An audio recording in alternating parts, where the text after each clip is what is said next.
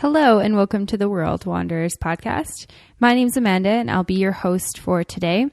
And today we have a special episode with a special guest who is somebody who's been on the podcast twice before.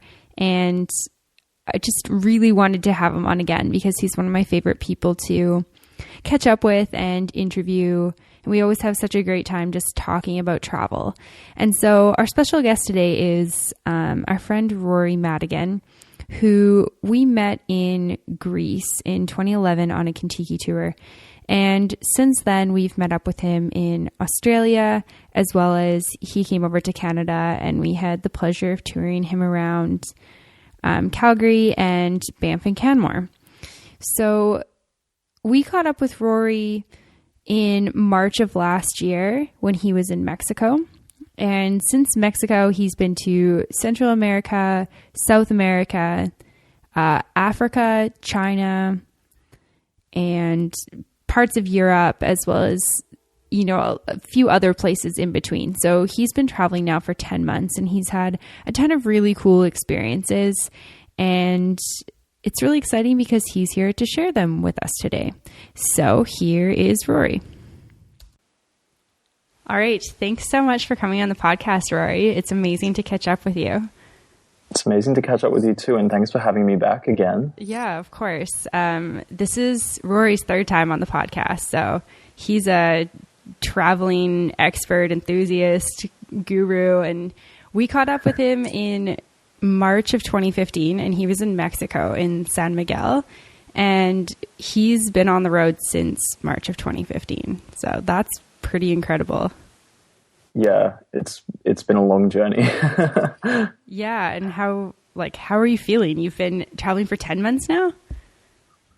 Yeah, just over 10 months, about 10 and a half months. And I guess I thought I would be ready to go home by this point, but I'm not. I think the longer that I travel, the more it sort of just becomes a part of my lifestyle, and the more I sort of just get used to it and just want to keep the momentum going. Yeah, that's amazing. It's cool too. I'm just noticing that since we're on Skype and I can see you, I'm remembering when I talked to you in Mexico, you had the most impressive beard. When did you say goodbye to the beard? When did I say goodbye to the beard? I can't remember. There's been a few, I've been growing it and then shaving it off and then growing it and then shaving it off. And every time I do it, it's always in the middle of a tour. So I'll go down to breakfast without my beard and everyone will be like, who's that? And yeah, I'm in the process of starting to grow it again because I want it back. It's getting cold where you are. Oh, it's so cold here. So when you left Mexico, you made your way through Central and then South America, right? Yeah, so I spent about 3 months cutting my way down from Mexico until I eventually got to Lima. So it was a 1 month Central America tour with G Adventures, which was my first time using that travel company. And then I continued on with them and did a 2 month South America tour that started in Rio and finished in Lima in the end of June. That's incredible. And what did you think of G Adventures? Because we have no experience with them either. I really loved G Adventures, and I've been traveling a lot with them since those tours, just because I had such a positive experience on both of those tours. I know in the past we've spoken quite a lot about different tour companies and all that sort of stuff. And when I was in Mexico, I used a company called Intrepid, and so I think Intrepid is probably G Adventures' main competitor, in the same way that Kentucky and Top Deck are sort of rivals. Mm-hmm. But I think the reason I've really loved G Adventures is firstly because of the company's just kind of ethics and stuff. They have a really good focus on sustainable travel, which I can definitely appreciate. And they have a lot of projects that they work towards in different communities that I think is just really positive. But also I've just found that G Adventures tours, more so than any other tour company, have been incredibly cheap. Doing 2 months through South America, cost me somewhere between, I think it was just under 6,000 Australian dollars. So, similar kind of cost to what you'd pay a Canadian, I suppose. Yeah. Whereas if I wanted to do something like that for that length of time with Kentucky, I'd be looking at, twice the price to do that sort of trip. Yeah, totally. I mean, I think that like what was 2 weeks in Greece? Like, I feel like that was like 2,500. Yeah. Ish. Yeah. It was So pretty expensive for a short trip. Yeah. 6,000 for 2 months is amazing.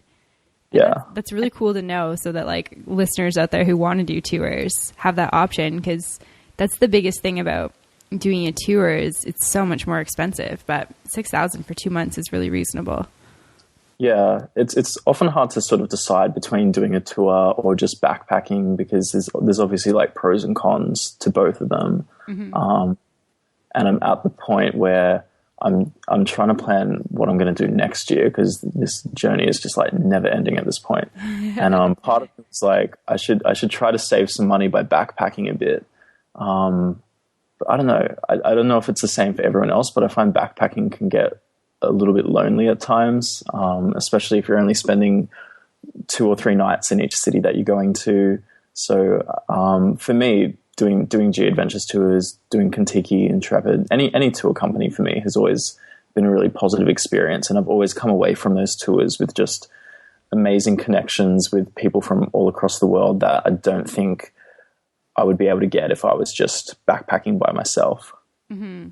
Yeah. I mean, I think that you definitely have a point there. And I know that we've made a few friends that we've like reconnected with, but it's kind of like that weren't on tours. Sorry. But it's hard. Like, you really have to have that connection in a hostel, and sometimes there just isn't the time, or it's not the place. Like, it just doesn't work all the time. So I feel like tours are a really good place for making sort of those like longer term relationships. Yeah, definitely. And how is being on the same tour for 2 months? I feel like my biggest concern with that would be kind of like being over the same people after 60 days. It is difficult. I think if you get stuck with a group that you don't like for that amount of time, I think it would just completely ruin your trip. I was really fortunate. I had like just the most amazing group that you could have asked for 2 months. Like, I was obviously quite worried about that. I was like, what if I get a group that I don't get along with? And it was quite a large trip. And because of that, it was kind of designed in a modular way. So we had some of our people sort of left after 2.5 weeks, and we got some new people joining us for a different leg of the trip. So we kind of had a few people coming and going, which kept it interesting. Mm-hmm. But we just had a fantastic group of young, free-spirited, single travelers. And that just makes for a really good time. Like, we had a lot of fun just partying and doing all the typical sightseeing stuff. But it's, as with any group tour, the amount of fun you have and the type of experience you have is determined so much by the people you're surrounded with. Like, I've definitely done tours this year that I guess I haven't loved my group as much as I loved my group in Central America and South America, because they were just like amazing groups, and other groups that I've had this year. I don't know, like it's not so much that the people aren't nice or aren't friendly or anything, but it's more just about personality types and common interests and that sort of stuff. So mm-hmm. I count myself really lucky to have had an amazing group for 52 days, because it could have been so much worse. Yeah, totally. I feel like the thought of that just makes me feel a little bit stressed. But, on the show notes, I definitely want to put, if it's cool with you, the video that you made from the Salt Flats. Because I watched that like 3 times, and it was hilarious with like the photo cans and stuff. Yeah, for sure. I was really, really excited to take those photos when we went there, and it was actually a lot harder than I thought it was going to be. Like, yeah, I'm a photographer, and I struggled with it. I was like, I have no idea what I'm doing, because I've never had to work with perspectives quite like that before, I don't think. Yeah, and it's weird. Like, I mean, you have a good camera, obviously. I just have like a point and shoot. And my point and shoot camera, I kept trying to just like autofocus, because that's what it's on, since I have no photography skills. And then I'd like look at my photos and it'd be blurry, or how do I do this? I thought this was easy. But yeah, so like highlights for Central and South America, like things you loved, things you hated. So in Central America, the highlights were definitely Kikuka in Belize, which is a very Caribbean sort of island. And I just remember having a lot of fun snorkeling and swimming with nurse sharks and turtles there. God, I'm thinking about whale sharks because I'm thinking of going to the Philippines. And just like really amazing like Caribbean food. But I of course also loved Costa Rica. Like Costa Rica is just like so much fun, such a beautiful, sort of well kept country. Like they really care about the environment a bit more there than some of the other countries in Central America. So I think those were the highlights in that region. And then in South America, I really loved Buenos Aires. And I'm not usually that into big cities. I'm more into natural surroundings and stuff. But there was something really just like fantastic about Buenos Aires. Like I just loved the vibe there. And then I loved Peru as well. Like, and I'm only sort of realizing that now because I think going on such a long trip, I was really fatigued by the sort of second half of our tour. And I remember being sick and just being in like a bad mood a lot of the time. Yeah. But looking back now, I'm like, oh my gosh, like Peru is such an amazing country and it just had some like ridiculously cool landscapes and stuff. And then of course the salt flats and everything in Bolivia are just like incomparably beautiful. So yeah, I really loved that, even though I was sick for most of the time. But I think what I loved most, I guess, about South America was getting away from the cities and seeing what was there before we started building stuff, like all the really natural landscapes that are just, I don't know, they're hard to describe. They're hard to sort of fathom if you haven't been there. But yeah, Bolivia has some of the most surreal landscapes on the entire planet, I think. Yeah, I totally agree with you. It's something that, like, South America has just a really special place in my heart because it's just, there's like no words to describe it. It's like something that you need to go just experience. Was it Bolivia that you got sick in? Yeah, we had a really exhausting couple of days. It's a whole other story, but basically I was just like really sleep deprived and my body just shut down and I got sick right as we were heading into the salt flats. And at that time of the year, it was just freezing. Like it was so cold. I think one of the nights we were staying in like an eco hotel that didn't have any actual heating. It was just, you just had to rely on dunas and sleeping bags to keep you warm. And I think they clocked it at about minus 14 degrees and I was just so cold. One of my friends, I think, was having like heart palpitations from the altitude.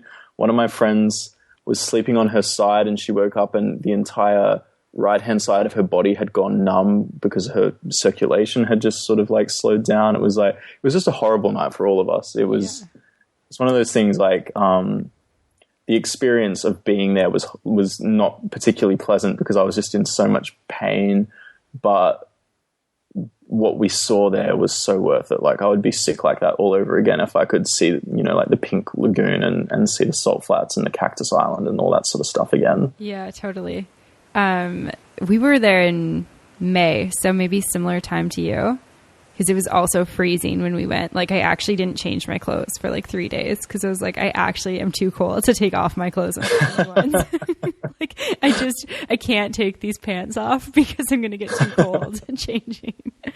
But yeah, it seems like a lot of people get really sick and have these like crazy experiences there, yet people keep going. And you don't really read that much on, I don't know how many blogs you read before you went, but I read quite a few and it seemed like people they kind of captivated in this really like, it's an amazing experience. And it totally is, but there's this whole other side of it that's kind of ugly and kind of not pleasant.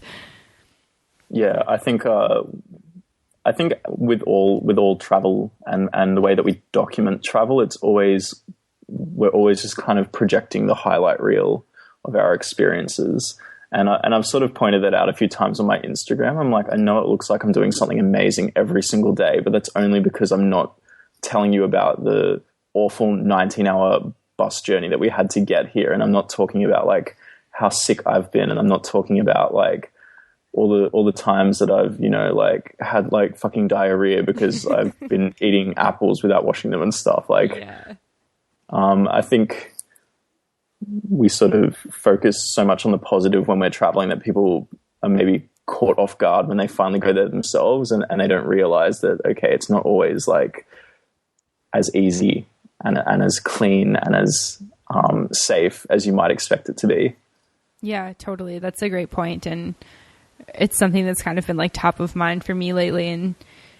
And we talked to a guy named Hunter Stanford last week on the podcast, and he was talking about traveling through South America in a van, and he gave us like a pretty clear picture of how awful that was at times. And I think it's pretty cool to sort of hear that other side. And you know, it's you don't regret these things, and you still tell people to do them and encourage them, which is the really amazing thing about it, that these experiences can really suck, but you can grow so much from them that it makes it worth it.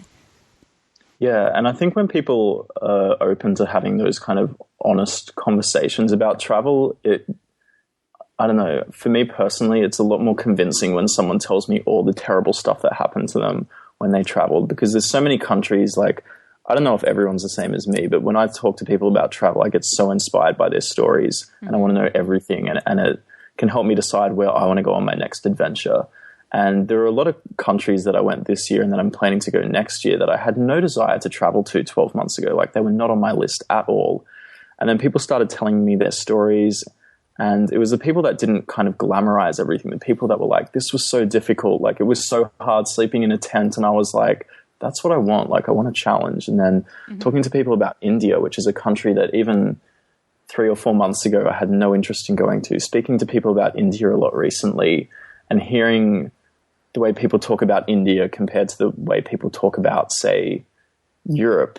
You know, like when people talk about India, it's not like, oh, I had so much fun, it was the most amazing, clean, beautiful, hygienic country. It's like, it was challenging, and I got sick, and, you know, they tell you all this stuff, but then after they've told you all this horrible stuff that happened to them, they still emphasize like it was an amazing experience. And I think that's what I want, is like, I want amazing experiences. I don't always want it to be easy. I want it to sort of challenge me and to confront me and to push me out of my comfort zone and that sort of thing. Yeah, totally. And I think that's great. Have you found that traveling sort of like those third world countries has really like given you a different perspective and sort of showed you like a lot of different things about your life and like life in general? Yeah, absolutely. I mean, before I embarked on this trip, I'd always been a very, I kind of traveled in quite a safe and luxurious way. I'd never really traveled outside of the first world. I'd never really traveled with a backpack before. I'd always had, you know, like actual luggage. And so this year for me was really about trying to expose myself to different cultures, like radically different cultures, and trying to push my comfort zone. And so starting off in Mexico was like massive shock to my system, because Mexico is, you know, so different to anywhere else that I had been before. And then kind of gradually sort of getting even deeper when I started making my way down through like Guatemala and stuff. It was like just the level of poverty that you're exposed to, and just things like not being able to drink the tap water. Like you start having all these experiences that you're just not used to. And part of you is hating it, but part of you is loving it at the same time.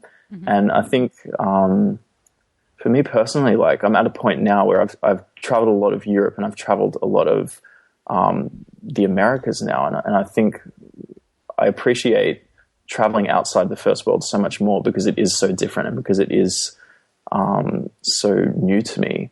And so when I go to places, like I went to Scotland and Ireland a few months ago, it almost felt a little bit boring. Like it's a beautiful part of the world, but everything's so similar to back home. It's like when I go out to a restaurant, the food is so similar to back home. And when I go to supermarkets and stuff to buy stuff, everything is it's just so familiar. And I think there's something really exciting about discovering stuff that's not familiar. And that was definitely something that I found in Central and South America that I haven't found in Europe. Yeah, that's super cool to hear. And you traveled Africa as well, didn't you?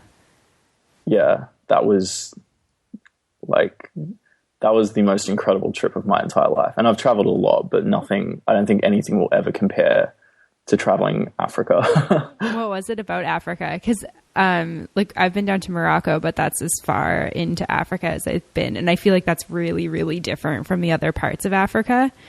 And I hear from so many people who have been there that it's just like, it's actually life-changing in a completely different way than traveling other countries is.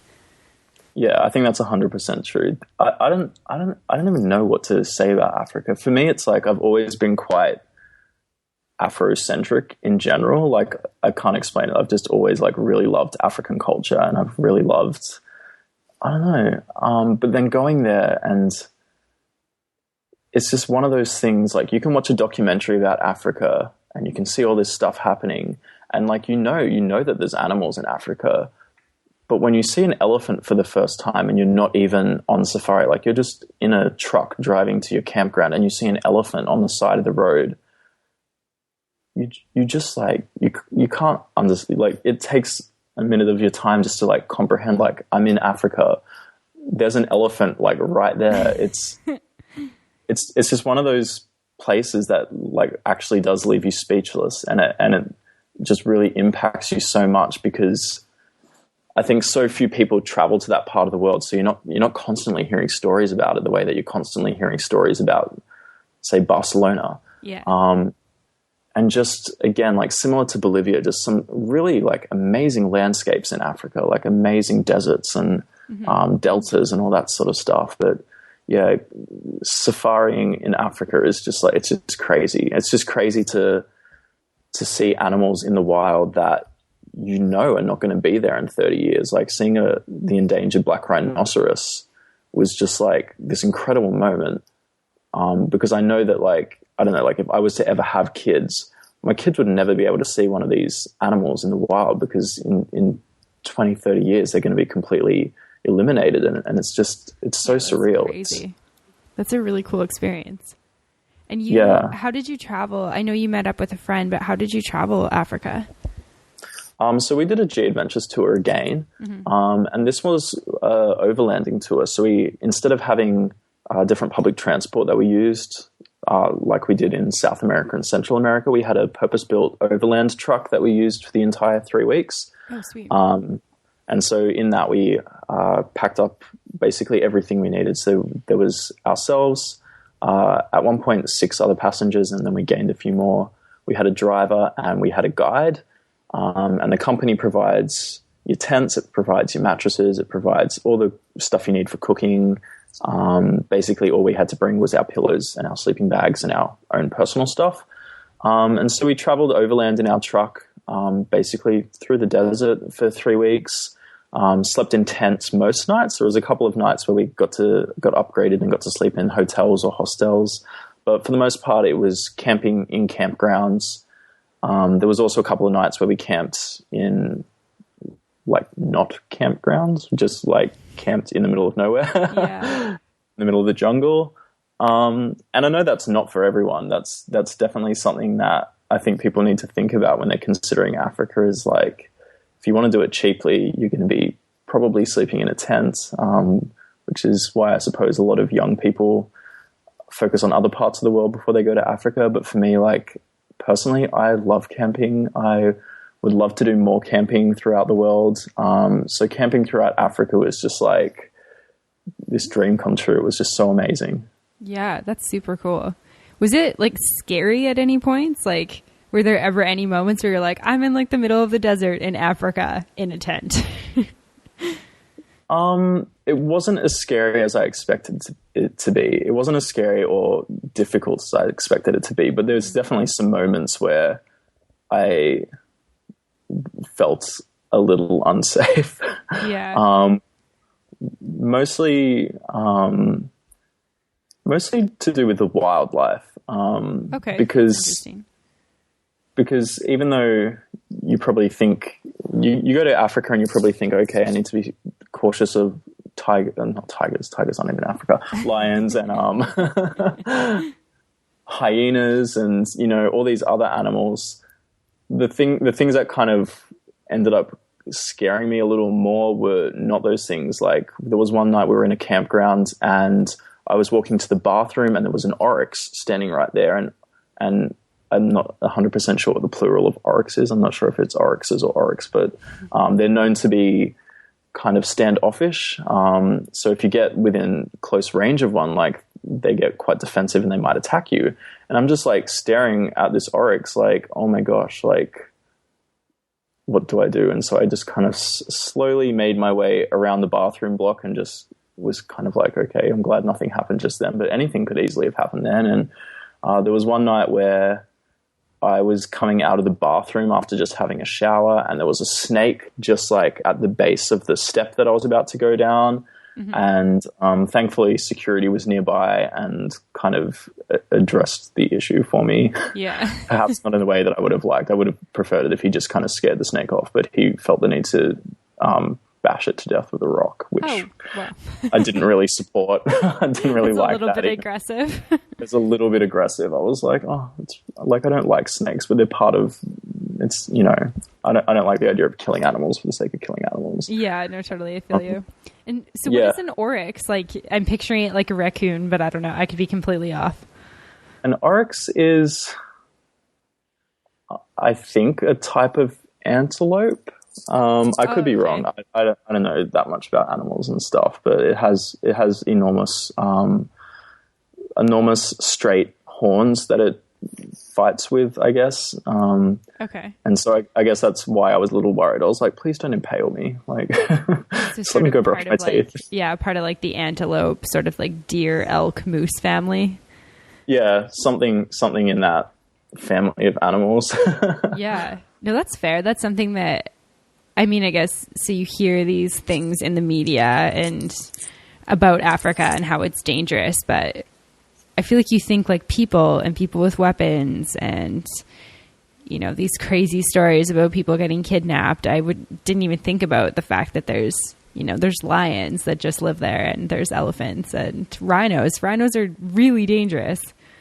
Yeah, actually all the animals are kind of dangerous. There was one night we actually, it was our first night in Zambia, and we saw a hippopotamus in the campground, and hippos are like crazy dangerous. Like they're one of the most dangerous land animals in Africa.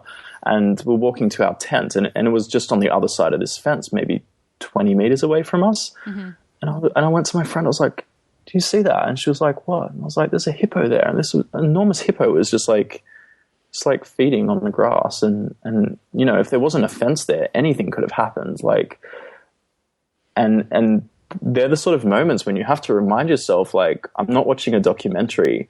I'm not at a zoo. Like, this is real life. Like, there is a dangerous animal right there. And our guide and our driver were very adamant about reminding us, like, you're in Africa. These animals aren't tame. Be cautious, be careful, and be responsible. Because, you know, bad things do happen to tourists in Africa. But I think most of the time when bad things happen, it's the result of people being irresponsible, like approaching animals they shouldn't be approaching. You know, I think if you exercise caution, I don't think there's too much to worry about. Yeah, and I think the same thing sort of happens, like living in the Rocky Mountains. Like, cougars and bears are like a real danger. And it's always really scary when I see people like pulled to the side of the road to try and get photos of a bear, especially in the springtime when they've got their babies. And like you're taking pictures of the babies, like, where's the mama? Because she's not too far and you're a threat right now to her children. Like, she'll attack you. And it's something that, like, I think, you know, coming from Australia, you probably think about it with like the spiders and the snakes that are poisonous.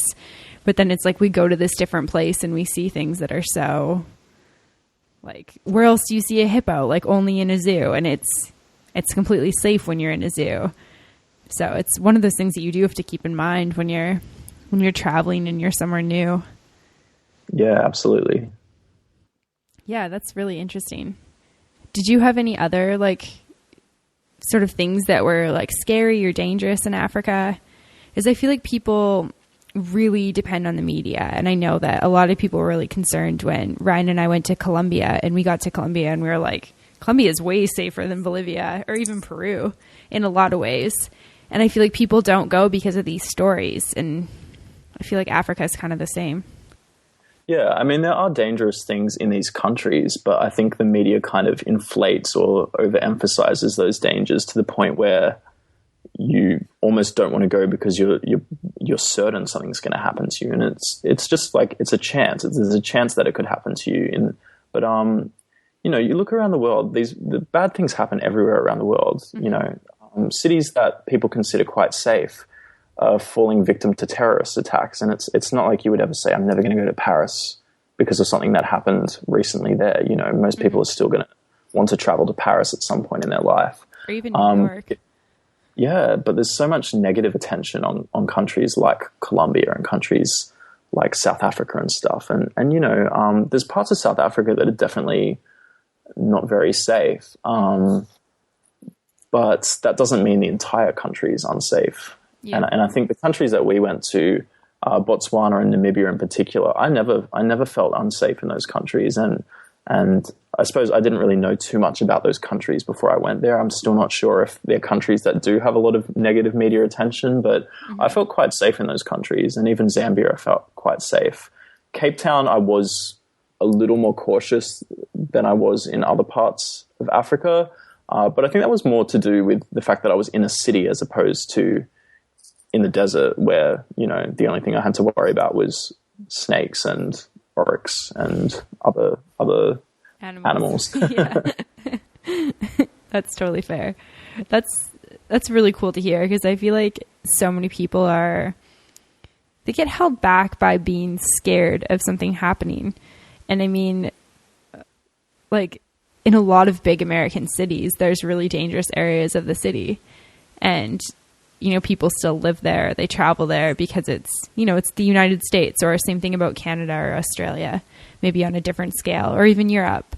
And I feel like it's really important for people to recognize that bad things can happen anywhere and that you should still go somewhere, you know, as long as it is safe to travel there. But you should still go somewhere and really have that experience for yourself.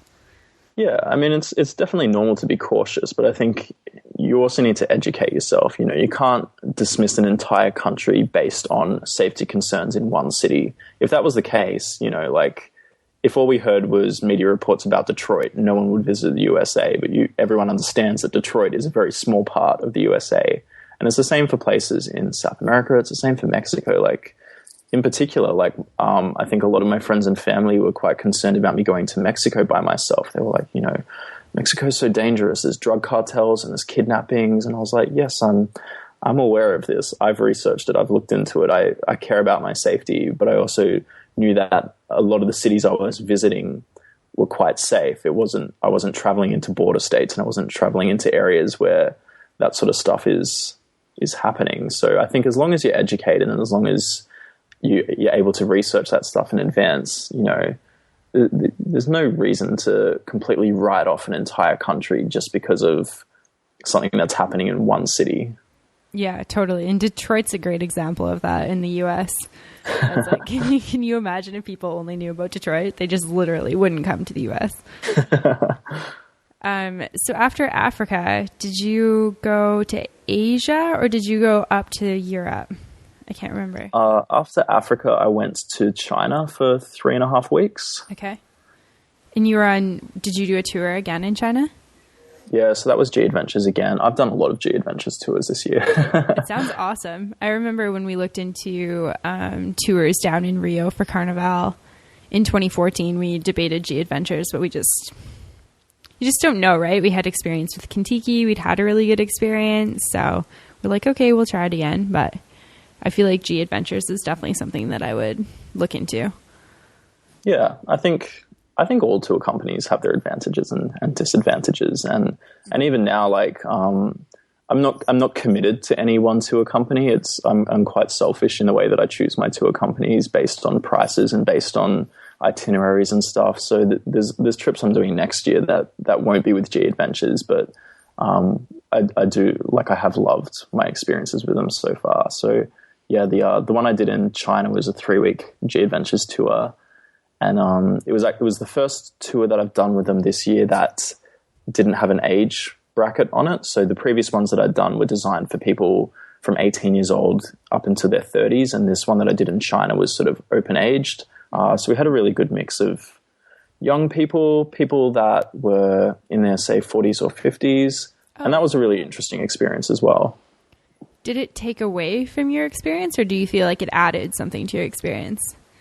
I felt like it added something to my experience because I'd been around young travelers for so long. It was really kind of enlightening to have conversations with people that had seen so much more of the world than me and had been traveling not just for 4 or 5 years, but for like 20 or 25 years, and hearing their stories about countries that I was planning to go to like 20 years ago, like hearing stories about how Thailand was 20 years ago, like to me is so fascinating, because when you're traveling with young travelers, you're sharing stories, but they're all quite recent. So it's really interesting to talk to people that have seen all these amazing countries, you know, sort of maybe even before they got hit with like the massive tourism boom. And I find that really interesting.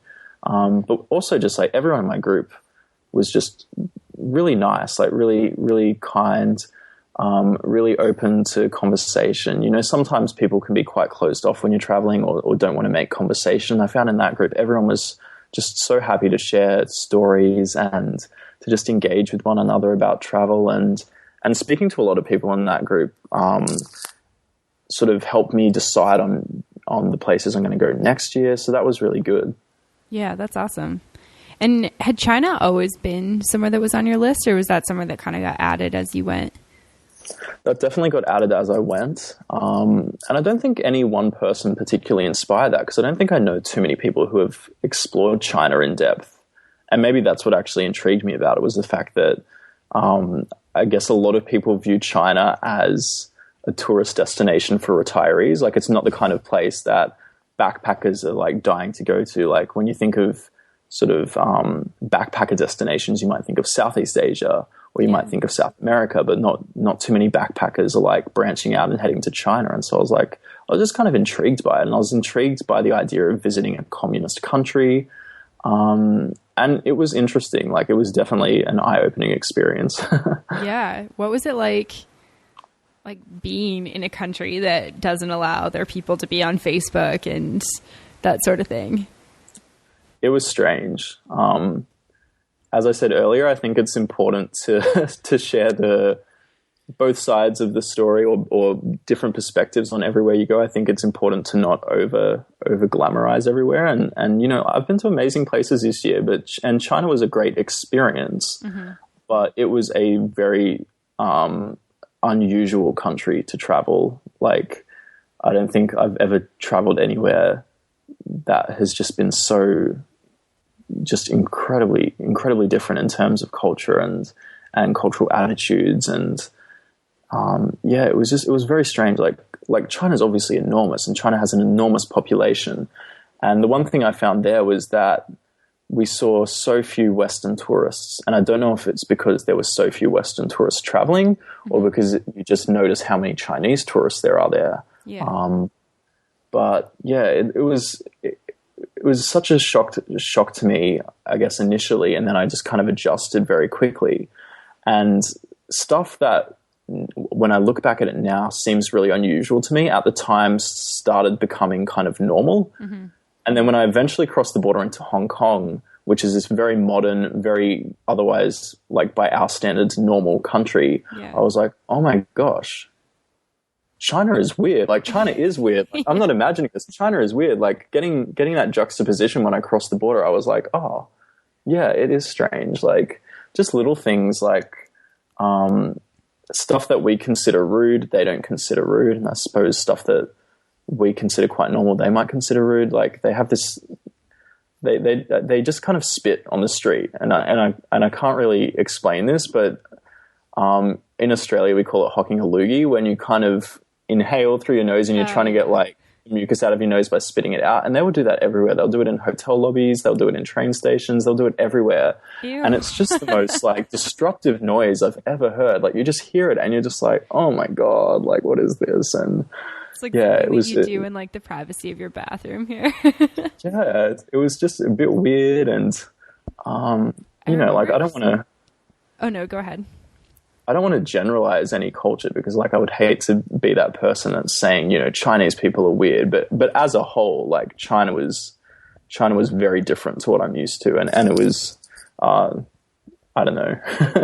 I didn't love that aspect of China quite as much as I've loved other cultures. But again, like, it had some really beautiful cities and beautiful landscapes and stuff. It was just the culture itself that was very, hard to adjust to, I suppose. Yeah, I remember seeing a media story. I think it went viral on Facebook, and it was a picture of a little Chinese girl who was like peeing in the streets. I think in like LA or somewhere or New York or something like that. Her family had come on a trip to the US, and it's like very normal in China for kids to just pee. Yeah, they actually have pants designed with sort of slits in the back of them so that if they do need to squat, they can just do it on the street without actually having to pull their pants down. Interesting. Yeah. Yeah, I remember this thing like going viral, and it was just like, what's wrong with these parents? Like just like letting their little girl like pee in the street type thing. And I know I saw like little kids kind of like peeing everywhere when we were in South America.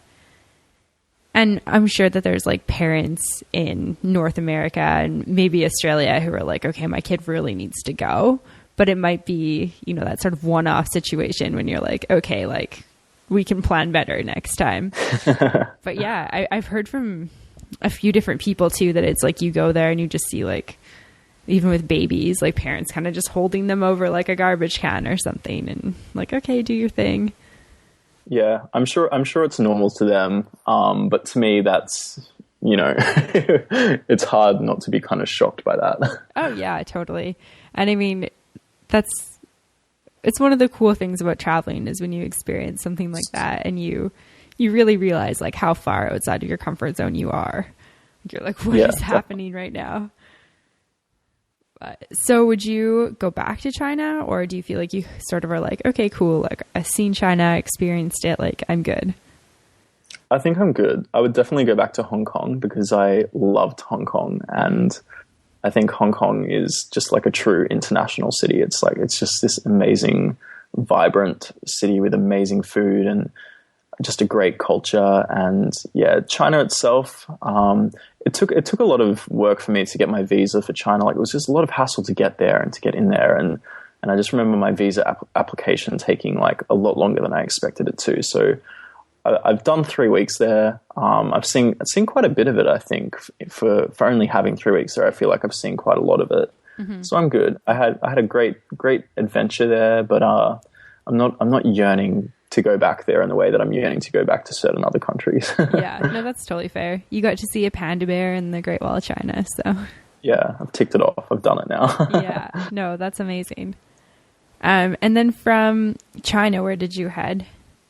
Well, I went back to London for like 4 days just because I had to pass through London anyhow, but I went to Morocco after China. Mm-hmm. And Morocco was amazing. Morocco is easily in my top 10 favorite countries.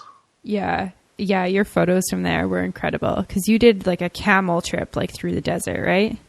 Yeah, so we went through the Sahara and camped overnight in the desert and did some stargazing, and cool. That was just like just a crazy, amazing experience.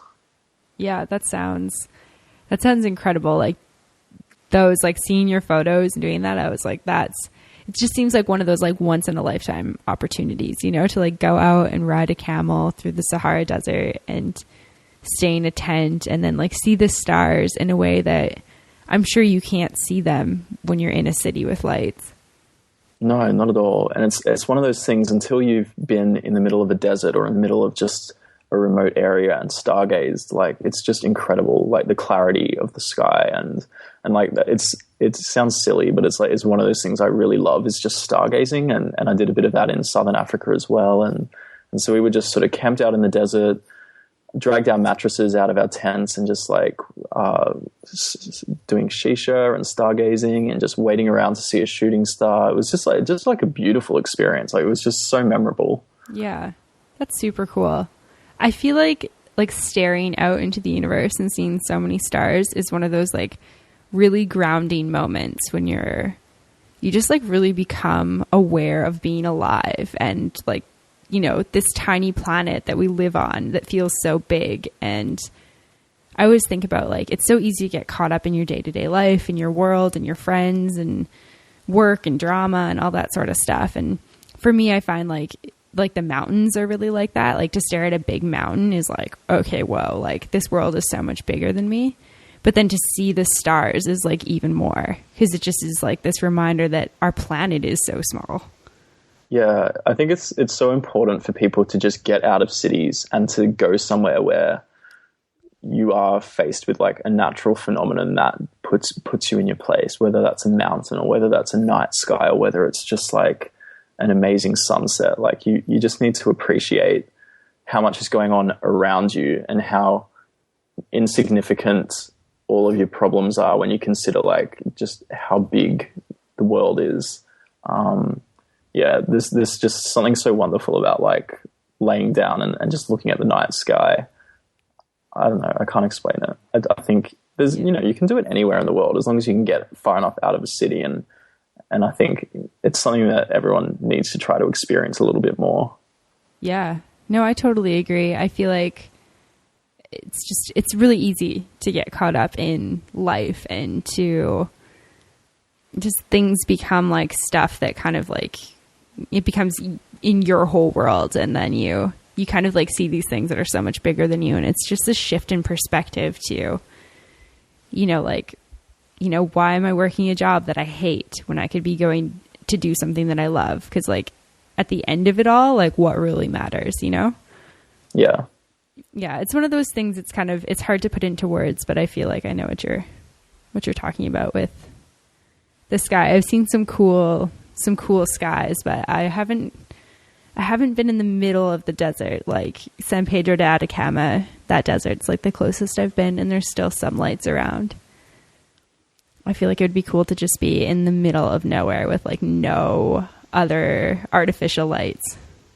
Yeah, you just got to get to Africa. Oh, it's on my list. Ryan and I like watching you go through Africa. We're just like, we got to go there. We should just go. Yeah.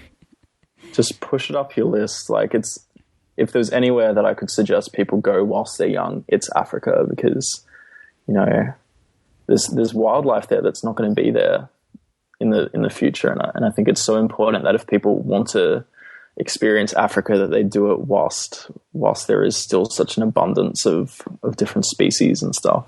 Mm-hmm. Is there much like awareness over there about the endangered species? Like, are they doing much to, other than obviously probably having like hunting and poaching laws, are they trying to like keep the species around, or are they just really like letting it be natural, and if they die out, they die out? I think there's a few conservation projects, but I don't know. I think there's certain species of animals that they're almost sort of at a point where they know that they can't repopulate it. Like I think it was in 2013 maybe that they officially declared the African black rhinoceros extinct. So there's actually, when we say extinct, like they still exist in the wild, but it's biologically impossible for them to repopulate and avoid kind of dying out. So it's basically like the end of the line, like it's going to happen. It's irreversible at this point. I think the thing is with all the poaching and stuff, for people in Africa, I don't think it's necessarily that they agree with it, but when someone offers you enough money to do something and you're in a situation where you need money, like people will do stuff. People will do things that they may not morally agree with when it comes to making money and stuff. And so obviously, in Chinese medicine uses a lot of strange things like rhinoceros tusks. And so, when Chinese people are offering to pay people a lot of money to hunt down a rhinoceros, they're obviously going to jump at the opportunity if it means they can support their family.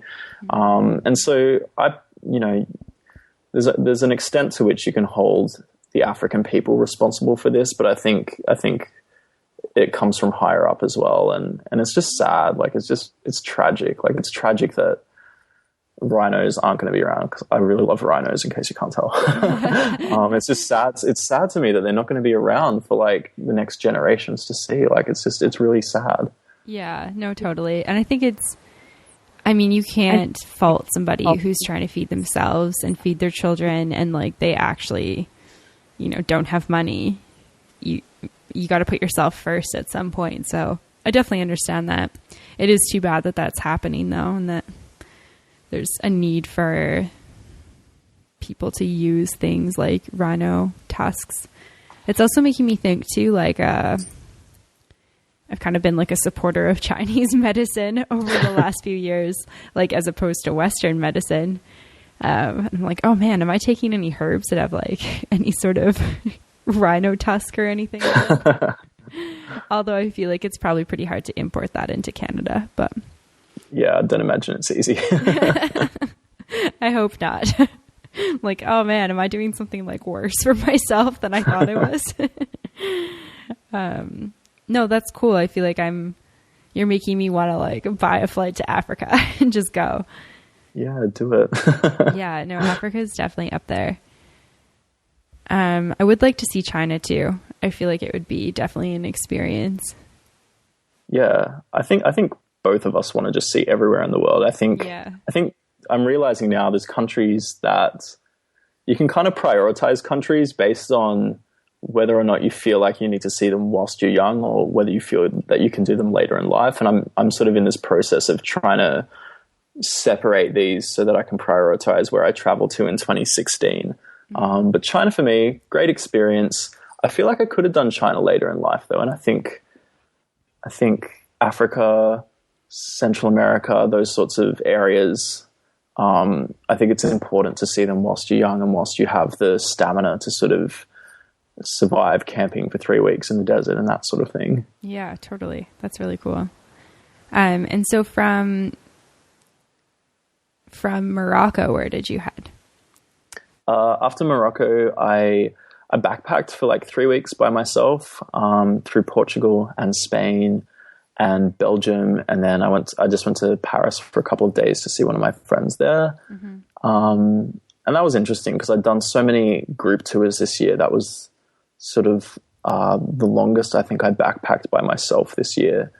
And I met a few people in hostels, not many. And yeah, I love backpacking because it's so cheap. But I find it really hard to meet people in hostels sometimes. And I found it to be quite a lonely experience, which sometimes I need. But at the same time, I was like, it would be amazing to be seeing these countries with other people. But yeah. I think the good thing was, like, I've been to Spain before, and so I was sort of rediscovering Spain as opposed to seeing it for the first time. And it was nice to see Spain by myself. It was nice to kind of just reflect and reminisce on the experiences I did have there when I was with other people. So that was nice. Yeah, and Spain is still your favorite country? Yeah. I was not sure if that was going to be the case when I got back there, because, you know, when you sort of reminisce, sometimes you might overinflate, Totally. You might sort of exaggerate in your head how much you enjoyed it. And then I got there and I was like, oh my gosh, like, it really is as amazing as I thought it was. Like, it's such a beautiful country. And I can't even explain what it is that I love so much about it, but it's just like, it just makes me feel a certain way. It makes me feel a way that other countries don't. And I love Spain so much. I wonder if you were like Spanish in another life or something, and maybe, who knows? Just like your soul's attached to the place or something. That's a little bit of an out there theory, but you never know. Well, my grandparents were married in Spain, and so not specifically for that reason, but I think in a small way, I felt kind of attached to the idea of Spain because of that. Because, you know, like, if my grandparents hadn't got married, I wouldn't exist. So there's like a small part of me that comes from Spain, I feel. Yeah, totally. It's like little part of your history. Spain is a beautiful country too. Where did you go while you were in Spain?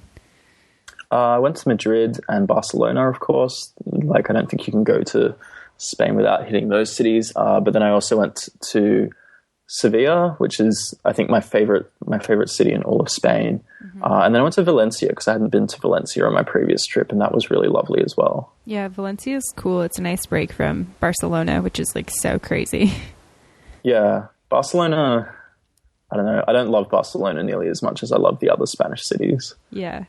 No, that's fair. It's like, it's cool though. It's got so much cool stuff with like Sagrada de Familia and all the architecture and whatnot. Yeah, I loved reading like your Instagram posts and stuff and seeing you kind of like re-experience Spain, because we met you after you'd done Spain, but you had done Spain that same year, right? It was on that. Yeah, I think it was like 3 weeks before we met in Greece. I think I was in Spain. Yeah, and I remember you talking about how like Spain was just this incredible experience for you, and you had like a super good experience with Kentucky, and it is one of those things. I know, like London for me was the first place I ever went in Europe, and something about Big Ben. I don't know what it is, but I just love Big Ben.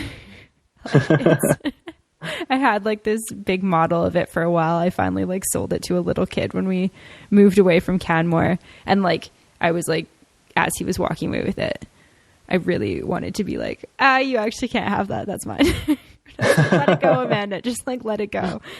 And then when I went back to London the second time, I had this fear that I'd like created London into something that it wasn't in my mind. And I saw Big Ben again, and it was just like, I don't know, that building's like my building soulmate or something.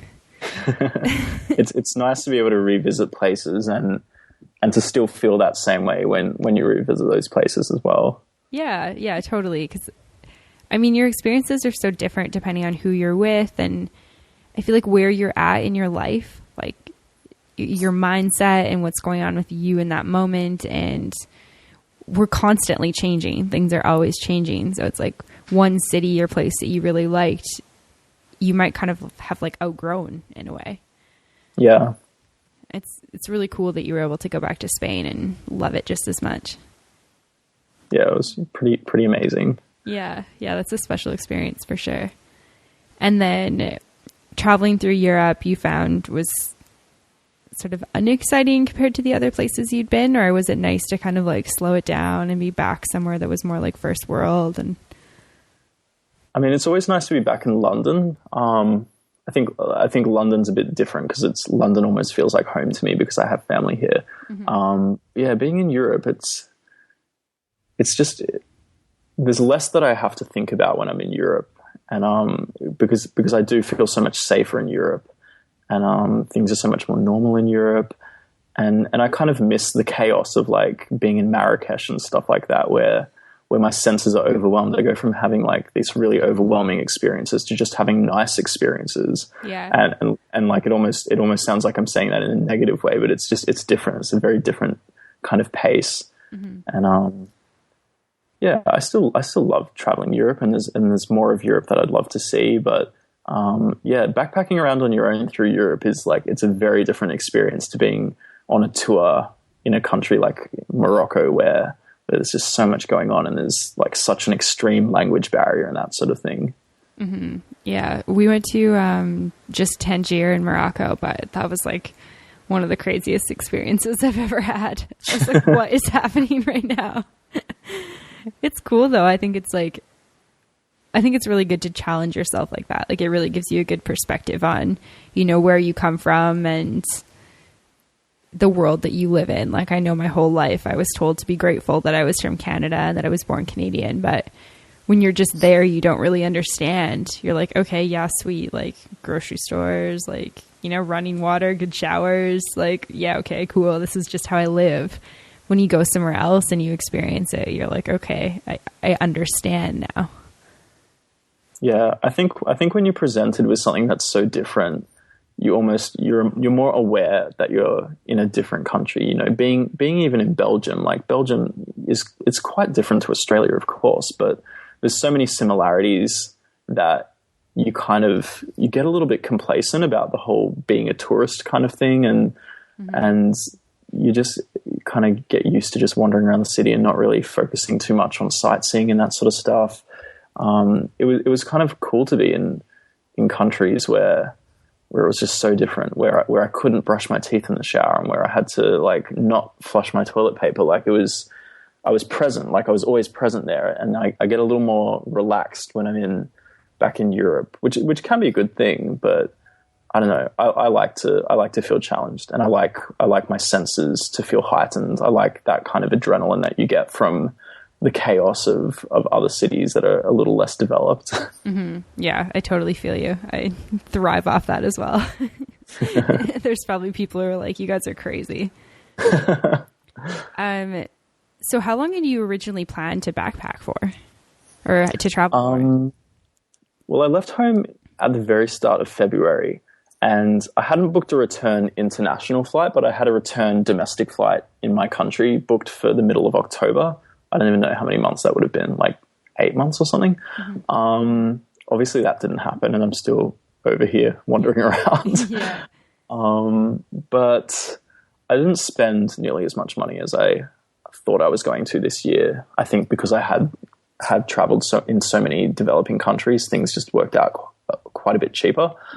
And I also realized that I am getting older. I'm 28. Next year I'm turning 29. And I have this thing where I'm like, I need to see as much as I can before I turn 30. I need to see as much as I can before I really have to like commit to a long-term job or something. But also it's just one of those things, like, I don't think anyone looks back on their life and goes, you know what, I regret extending my trip. I regret traveling for another 12 months. Like, Yeah.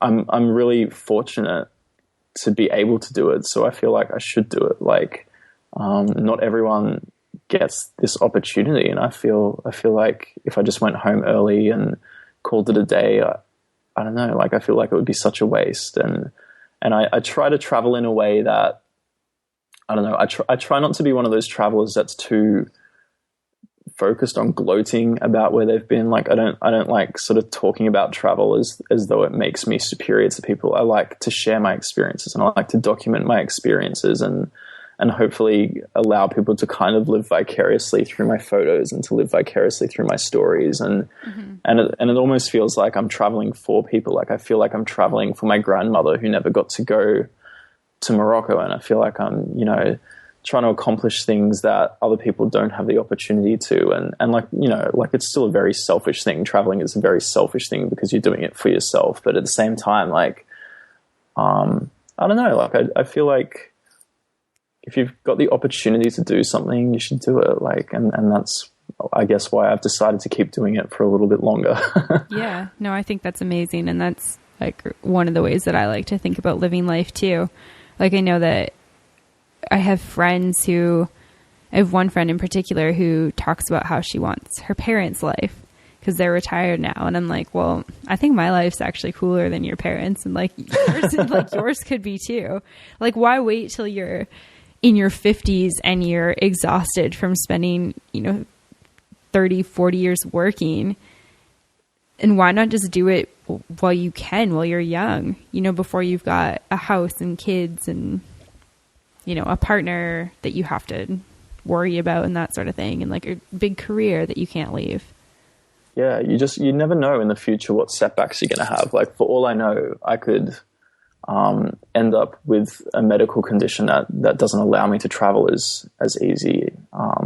Or I could, you never know. You never know how long you're going to live for. Like, my mother passed away when she was in her 30s. And so I think for me, that's why I keep going.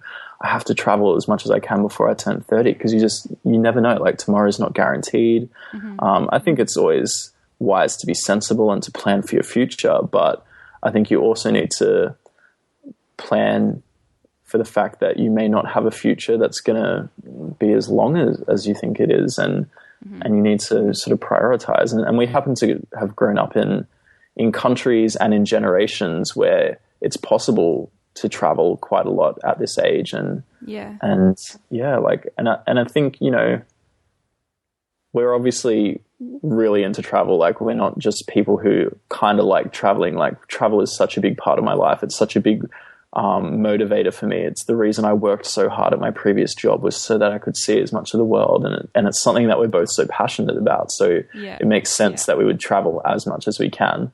Yeah, totally. I think too, it's like one of those things that I always have to be aware of is that, that's not everyone else's passion, and not to push it on them. But I really like to share my stories and really encourage people.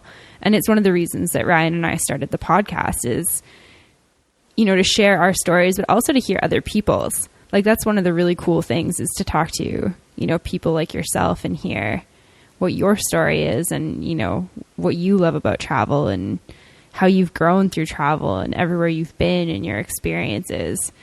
Because I feel like it's really cool to, take photos of really famous things and put them on social media and share that with your friends.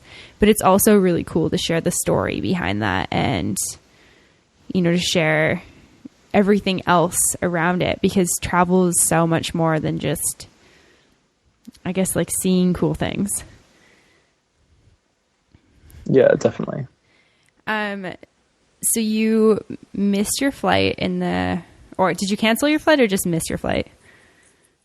Well, I didn't really miss. I guess I missed it. In my mind, I didn't really miss it because I wasn't really aiming to catch it. It was just like this flight that I didn't really end up using. Yeah, that's fair. Was there any part of you that was like, oh, I should go home now, or, you know, maybe it's best if I go home, or was it all just like, no, I'm not ready. I've got money still. I'm going to keep doing this thing. No, I had no uncertainty. I was like, I'm not ready to go home. And even now I'm still not ready to go home. And just the thought of like, this sounds so weird saying it out loud. I sound like such a spoiled brat, but even now I'm sort of like, I don't even think I'll be ready to go home in 6 months. Like the thought of going home even in 6 months to me is like, please don't make me go home in 6 months. Like still so much I want to do. Yeah, no, I think that's totally fair. And it's really cool to just kind of like, I guess, fly by the seat of your pants, which is, I don't know, that's a terrible phrase, but I feel like it's appropriate there, and just like do what you want to do. I think that's an incredible opportunity. Have you had any like thoughts about what going home looks like in terms of career, or, because I know when we talked last time, you were like pretty over the job that you'd been doing and that sort of thing. Yeah, I definitely want to change in career. That's one thing I'm 100% sure of at this point. But the thing is, I loved what I was doing before I left home. I just didn't necessarily love the, we'll just say, company I was working for. Yeah. But also there was aspects of my work that I really didn't like. And it's not because it was hard work. It's because it was kind of soul crushing. Like I felt, you know, I don't know. I was a teacher, and I hated having to mark assessments and just the whole process of tearing people down. Like I don't like that. I don't like being the person to tear people down. I like building people up, and so I loved that aspect of teaching. Mm-hmm. And I realized whilst I was traveling that there's a lot of similarities between teaching at a university and working in tourism, and so. And then, of course, like I've obviously like realized how much I love being on the road, not just as a leisure thing. Like I think I'm really just sort of built to live out of a backpack. Like I love living in such a minimalist way, and I love how temporary it is. I like the action of moving cities every couple of days. Like I don't find that stressful. I find that kind of liberating. Mm-hmm. And so I'm like, how can I integrate that into my lifestyle as a sort of full-time thing? So. Yeah, I think I would love to work for a company like Kentucky or like G Adventures and sort of give back almost, like be the person that shows people from other countries, my country. Like I would love to be the person that shows someone from Switzerland the Great Barrier Reef for the first time. You know, because I've had some of the most amazing tour guides this year. They've honestly just been like the most inspirational people. And I would love to be one of those people. I would love to take my love for travel from being something that right now is a very selfish and almost hedonistic thing, and sort of find a way to give back and to make it about other people and to give other people the experience that I'm having right now. Yeah, that's super cool. I love that. I think it's really cool too that like taking something that was like, you know, your passion and like teaching people, and then, you know, combining it with another passion and creating that career. I think that's really cool. Yeah, I think. Yeah, I feel like. Sorry, you go. No, I was going to just say, I feel like you'd be great at that. Like, I would happily come to Australia and take a tour with you. Oh, thank you. I would hope so. I think if you're passionate about anything, it makes doing any job a lot easier. Yeah, definitely. I think that the passion is key, and I think that that's what's missing for a lot of people. They kind of feel like they need to settle for something because, you know, they don't have enough experience or don't have enough education or that sort of thing. And that's one thing that I've really learned through travel is you can really like create the life that you want. Like it's so possible. Like 2015 going into 2016, we've got so many sweet opportunities. Yeah. The world is your oyster. Yeah, literally. So what is on the agenda for you in 2016? Like you're staying in London for Christmas? Yeah, I'm staying in London for Christmas and New Year's. So that'll be interesting because I've only ever had one other cold Christmas, and that was in New York. So I'm kind of looking forward to that. Obviously, Christmas in Australia is quite different. Summertime. Yeah, so I'm excited for that. And I have family here that I love. So it'll be nice to be surrounded by family at Christmas time. And then next year, it's continuing on for as long as my budget allows. I've got a few more regions of the world that I would like to tick off before I head home. I've been working the last few days to kind of make a plan and just kind of segregating countries and trying to make a list of countries that I am not allowed to travel to next year because I want to save them so that I have something to look forward to later in life. Mm-hmm. And then making a list of countries that I would like to tick off. So I'm going to India for 3 weeks in January at the very start of the year. So that's going to be interesting. That's going to be hopefully a very interesting experience. I hope it helps me to grow in some way, and I hope it opens my eyes to different things. Yeah. And then after that, I'm going to head to Southeast Asia for a bit. I'm thinking maybe like 3 months or so, and just see as much of Southeast Asia as I can, because I've sort of put that on the back burner for a really long time. You know, Southeast Asia is so close to Australia, and it doesn't make sense to me that I haven't been there yet. So I want to see as much of that as I can whilst I am young, and whilst I can get away with doing these sort of youth trips for young people, and whilst I can justify just chilling on a beach for 3 weeks and drinking cocktails. Yeah, totally. Yeah, and then I haven't booked a lot of stuff. I've just booked India and Thailand at this point, and so I'm trying to plan everything. Trying to plan basically up until I will eventually go home. So I want to do that. I would love to come back and finish off Europe and do Eastern Europe. And then hopefully return to Canada and the United States at the end of next year before I do come home. So I'm sort of traveling towards Australia and then bouncing back and heading home west, via Europe and the United States. Yeah, that's super cool. And you've kind of like bounced all the way around. Has that like have you considered that at all? Like I feel like, so for me, I'm such like a logical brain that I'd be like, I can't go here because I need to go here first, because that makes more sense in terms of a travel pattern. And I really love that you're just like, no, I'm going to China now. Okay, I'm going back to Europe, like following what you want to do. Because I know for me, I would be like, no, I shouldn't do that. And there's never like, you shouldn't do that. You should just do what you want to do. But I feel like the way my brain works, I'd be like stopping myself from doing those things.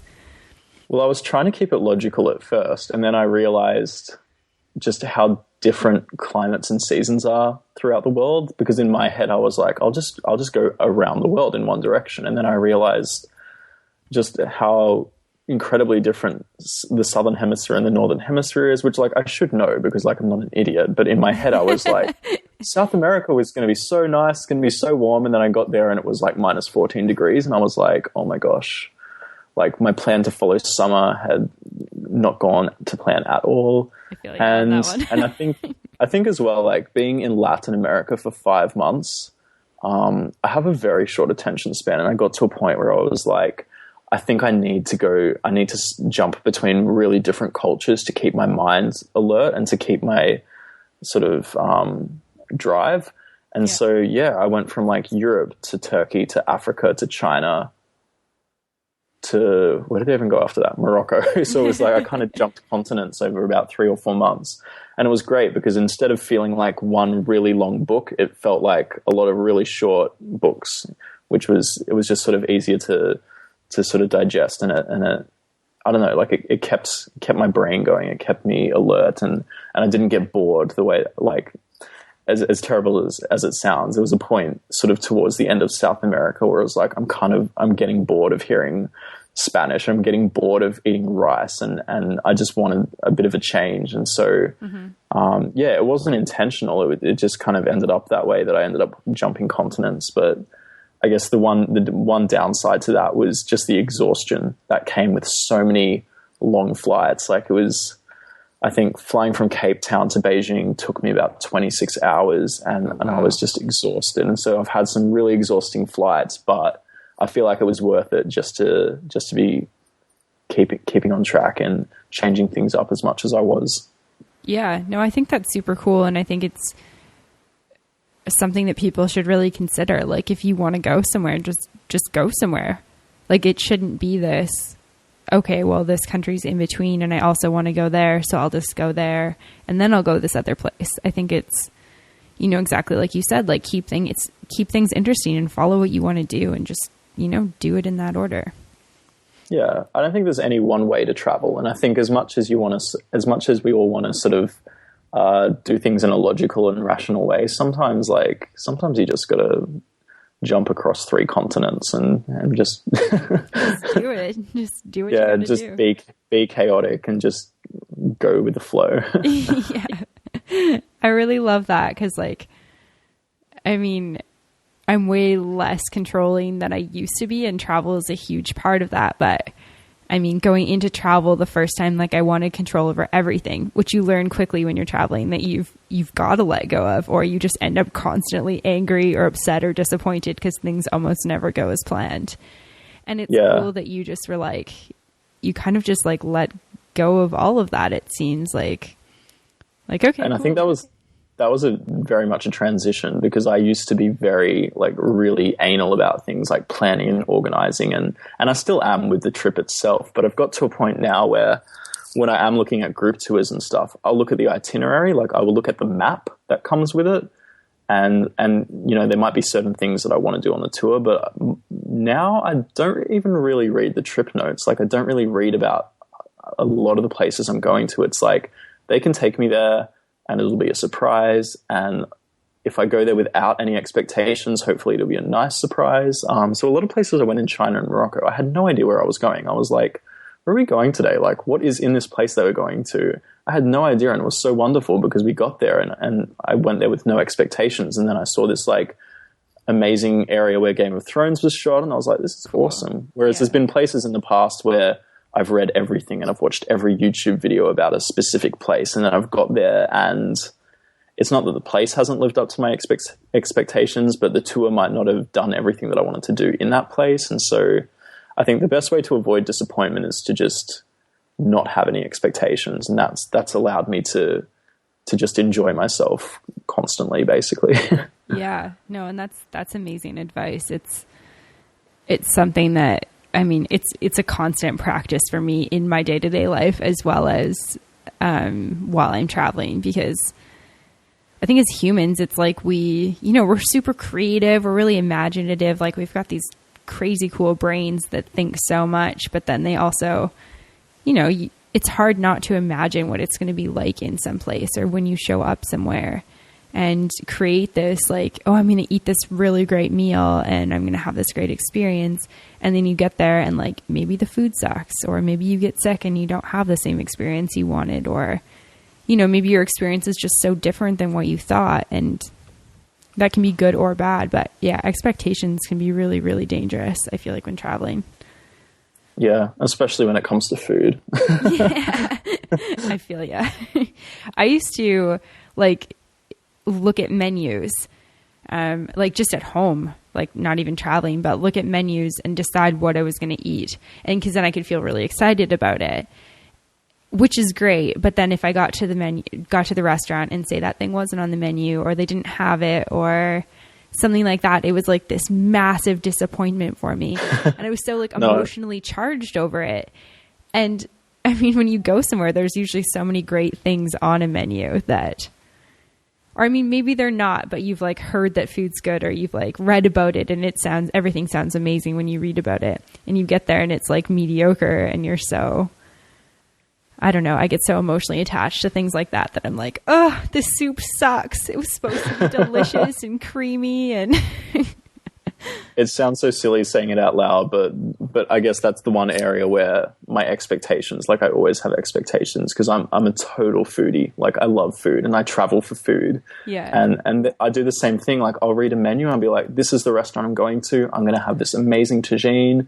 And then they might have run out of ingredients, and I get really upset. And it's so pathetic, because it's such a just juvenile reaction to something that's such a first world thing. But I do get really attached to that. So I think I need to try to relax my expectations of food. But it's I don't know, you go to a country for the food, and you want it to be so good, and sometimes it's just not.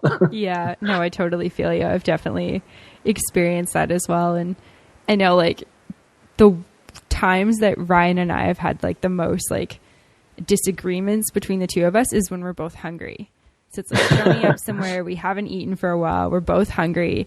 And it's like, I'll get it in my head that we have to eat somewhere good. He's like so hungry. He'll just like eat his arm. Like he doesn't care as long as it's food.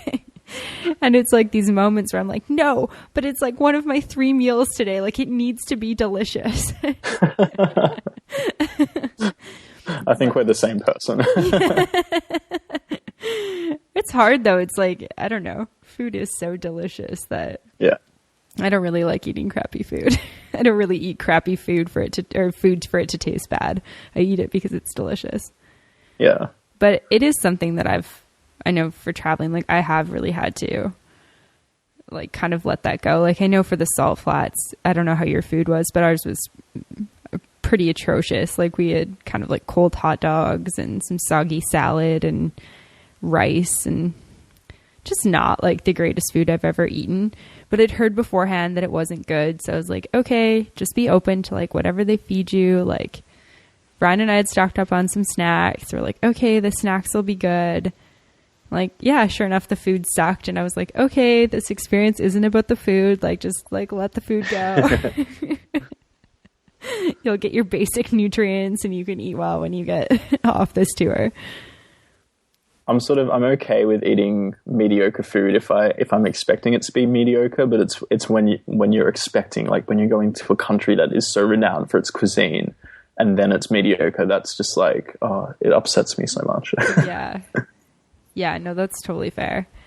But yeah, expectations it's definitely something that, I mean, you can't go traveling and just like, I guess, expect yourself to be different than you are. And it's something that takes time to sort of manage those expectations and change them. Yeah, I think to an extent you'll always have expectations, but yeah, I think as a traveler, you definitely sort of strive to relax those expectations a little bit, even if it's not about everything, just certain things. It's nice to sort of let go and to just chill and to just not get too caught up on everything. Yeah, it's much more enjoyable when you're in a more relaxed state, I think. In terms of like, you know, being away from home for like 10 months now, what have been sort of the biggest challenges that you've experienced? For me personally, it hasn't been that hard because I wasn't really, I don't know how to explain this. I didn't really leave home with a home still there. I sort of like sold my house and then came away. So I don't have something holding me down. I don't have something sort of pulling me back. Mm-hmm. I look at this as like a completely new chapter of my life, and I'm not planning to go back to my hometown. I'm not planning to go back to my old job. It's just an experience where I'm just looking forward and not looking backwards. The one thing for me personally that's been really hard since I've been away from Australia, and I don't know if everyone can relate to this because I don't know. I imagine most people don't have sort of severe health issues, but I have a skin condition, mm-hmm. and I only packed enough medication for 8 months. And so I'm now at a point where I'm running out of medication, and trying to source that whilst I'm in the UK is proving to be like a lot harder than I thought it would be. Mm-hmm. That's been the one thing that's really caused me like a lot of stress. Everything else, like I can sort of deal with because I can still Skype my family, and I can still keep in contact in other ways. I still write my postcards. I still do all that sort of stuff. But yeah, the one thing for me is just, I think your health, like, because your health can play such a big role in whether you're enjoying a trip or not enjoying a trip. And so that for me has been like the one thing, I guess, that has been a little bit stressful. But yeah, I haven't felt homesick though whilst I've been away, which I was expecting to feel that at some point, and I just haven't. It's a bit weird. Yeah, I think though, you know, like sometimes you feel it and sometimes you don't. And I think that either way, it's okay. Like, I feel like when you're really ready to go, you don't maybe feel it as much, or it comes in waves. Like, I know for me coming down to Atlanta, I felt way more homesick than I've ever felt traveling. And I think mostly because I'm more stagnant down here than I have been on other trips. Yeah. talking about like the health thing though is interesting because I know like the first time I traveled, I mean, I only had like so much birth control with me, and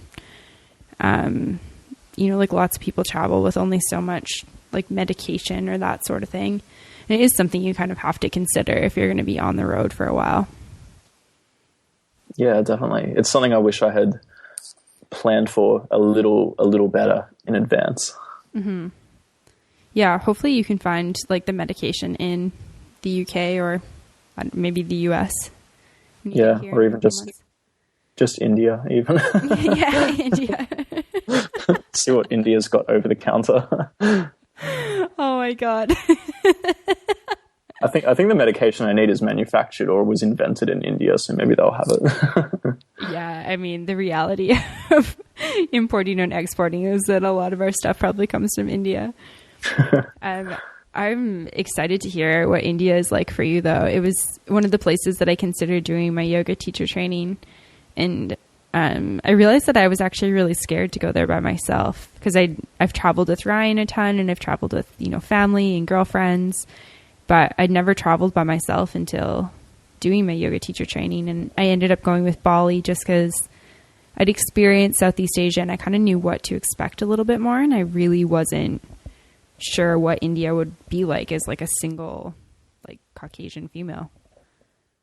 So yeah, India's the, honestly, like it's the one country that I think I'm the most nervous about traveling to. Even Central America didn't sort of worry me too much, but India is the one country that I am a little bit nervous about. And I don't get too nervous anymore when I get to new cities, but I don't know. I think India is going to be the one country that really overwhelms my senses. Mm-hmm. Yeah, I think it'll be cool though. Like, I feel like, you know, we've obviously talked about this quite a bit. I mean, in person and over Skype and on the podcast and stuff, is that, you know, scaring yourself is important. When I'm like stagnant or in one place, I try to do like little things even to challenge myself and continue like growing as a person. Yeah. Amazing. Do you have anything else you want to share with listeners or any other fun travel stories you have before we wrap this thing up? I think I'm good. I think I have spoken for nearly long enough. I'm sure I'll have more stories for you in the future anyhow.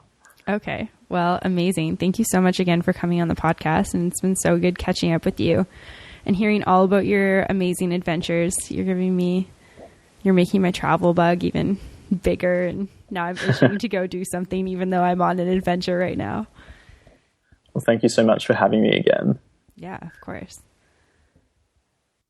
So hopefully everyone enjoyed the interview with Rory. Like I said in the beginning and through the podcast, he's just one of my favorite people to talk about travel with. So hopefully all the listeners out there have really enjoyed the episode. If you did enjoy hearing Rory and I's conversation today, check out episode 27. We talk about kind of everything travel and experiences on tours in Kentucky and that sort of thing in episode 27. And then if you want to hear, you know, Rory's travel tales from 10 months ago when he was just starting out on this adventure, check out episode 44. He's in San Miguel, Mexico at that point on a 1 month sort of adventure in Mexico. And it's always cool to see perspectives between the beginning of a trip and then kind of partway through, because travel is such an evolving thing and it's something where you can just really grow a lot. And as always, we'll have show notes on www.theworldwanders.com, put some photos there as well and some links. So check that out. If you enjoy the podcast, give us a like on Facebook, The World Wanders, or, you know, tweet us on Twitter. Reach out if you have any questions, comments, or feedback. We always love to hear from you.